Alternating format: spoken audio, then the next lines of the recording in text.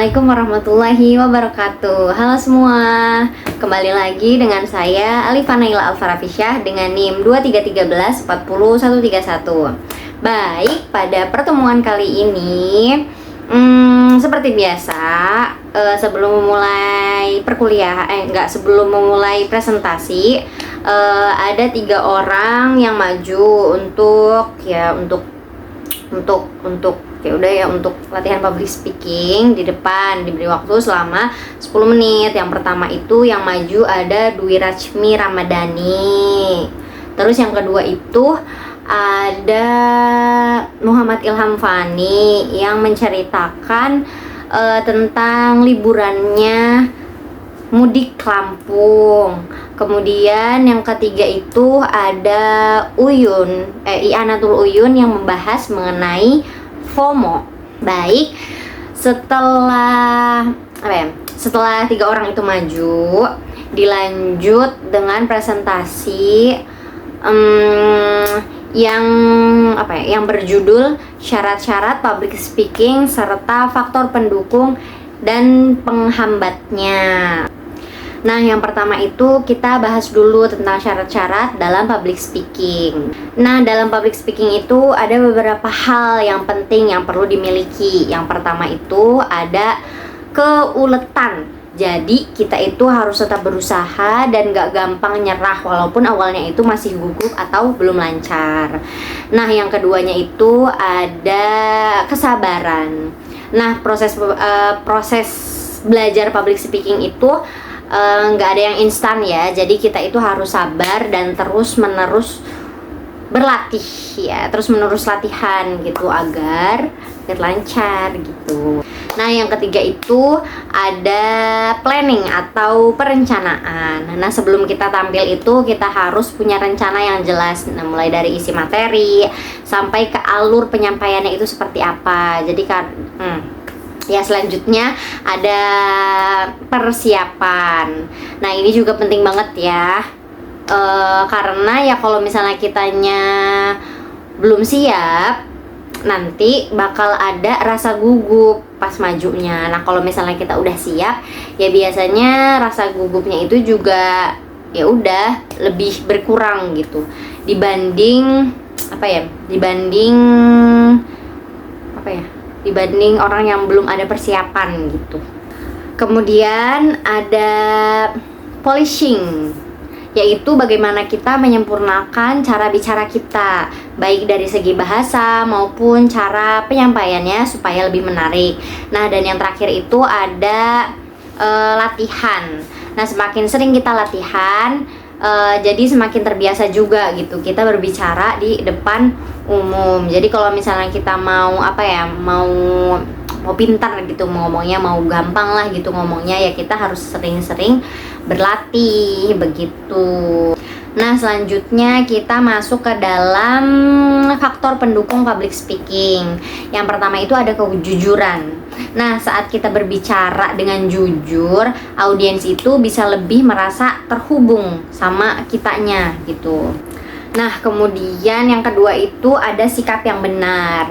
Nah, kita itu harus punya kemauan untuk mencoba dan berani berbicara. Ya, walaupun awalnya itu masih ngerasa nggak nyaman atau nggak pede gitu tuh ya.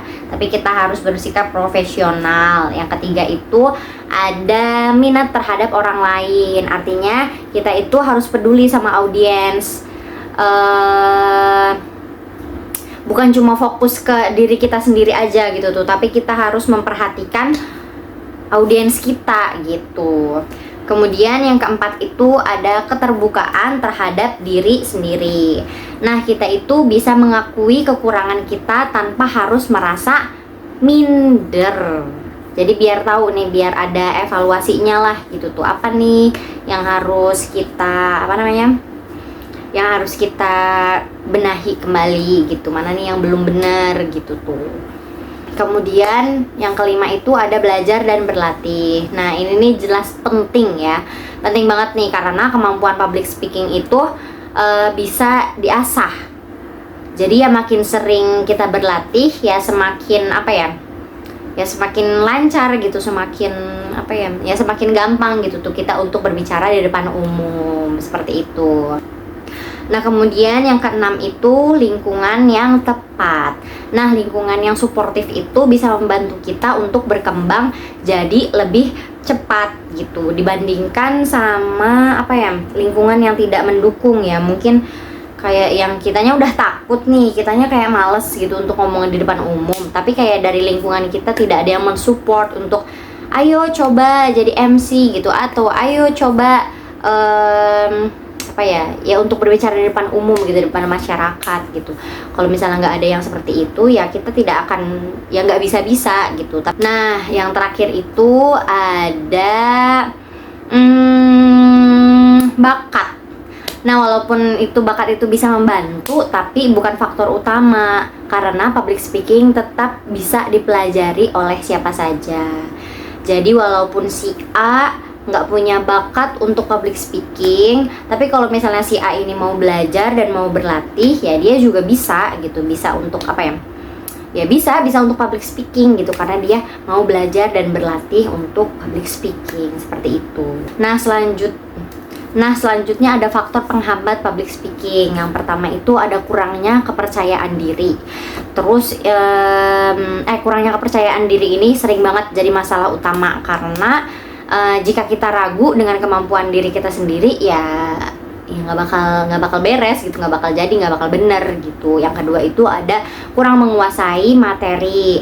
Nah, kalau misalnya kitanya belum paham materi apa yang akan kita sampaikan, ya pasti jadi lebih gugup saat menyampaikannya. Terus kalau misalnya emang belum siap, bener-bener belum siap gitu kan, biasanya kita bakal ngeblank gitu, jadi kayak lupa semuanya gitu. Nah, yang ketiga itu ada kritikan. Nah, padahal sebenarnya kritikan itu kan bisa jadi bahan ya untuk kita berkembang lebih baik gitu. Kalau misalnya emang kita nggak bisa nerima kritikan, ya gimana mau maju gitu, gimana mau bener gitu ke depannya. Terus selanjutnya itu trauma masa lalu. Nah, pengalaman yang buruk saat berbicara di depan umum juga bisa membuat kita untuk takut mencoba laginya gitu tuh. Kemudian tipe kepribadian, misalnya itu kayak merasa introvert gitu, tapi sebenarnya ya semua orang tetap bisa gitu untuk public speaking, gimana dari kitanya gitu, mau mencoba atau tidak. Terus selanjutnya ada juga faktor ciri khas seperti logat atau cara bicara yang kadang bikin seseorang minder. Nah, selain itu ada kecemasan saat berbicara di depan umum atau communication apprehension, seperti takut dinilai, atau takut salah, atau takut lupa sama materi. Dan yang terakhir itu ada kurangnya pengalaman serta persepsi negatif terhadap diri sendiri. Mungkin cukup sekian dari saya, kurang lebihnya saya mohon maaf. Wassalamualaikum warahmatullahi wabarakatuh. Dadah.